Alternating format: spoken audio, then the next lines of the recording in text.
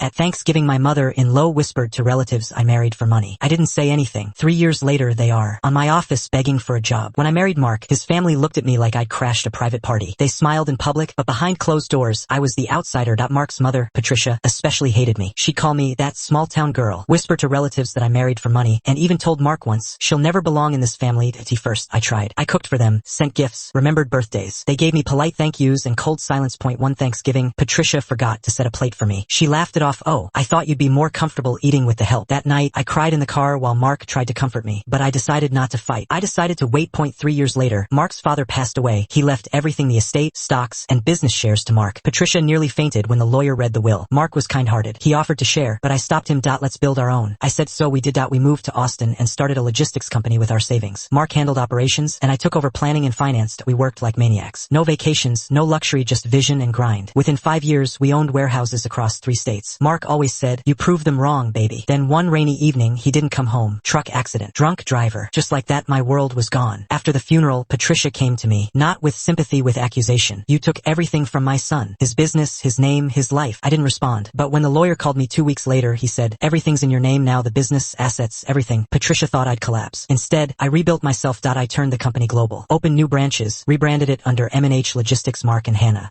One day, my HR head came in with a new batch of job applications. Guess who was there? Patricia and her 2 sons, Mark's brothers. Apparently, they'd gone bankrupt. I called them in for interviews. They were shocked to see me behind the desk. Patricia tried to smile. Hannah, dear, I didn't recognize you. You look so successful. I smiled back. You'll have to go through HR first. We don't hire family without proper process. The silence in that room was sweeter than any revenge I could have planned. A week later, they were all hired under probation. I didn't humiliate them. I just made sure they worked for every cent they'd once mocked me for not having. Every Friday, I'd host a company lunch. Patricia would stand at the buffet, waiting for me to finish serving others first. One day, she whispered, you've changed. I said quietly, no, Patricia, you just never saw me clearly before. Now, whenever she signs my paycheck, yes, I made her the company accountant. I see the woman who once told me I'd never belong. She doesn't look at me anymore, because deep down, she knows karma didn't shout. It just waited for dinner to be served.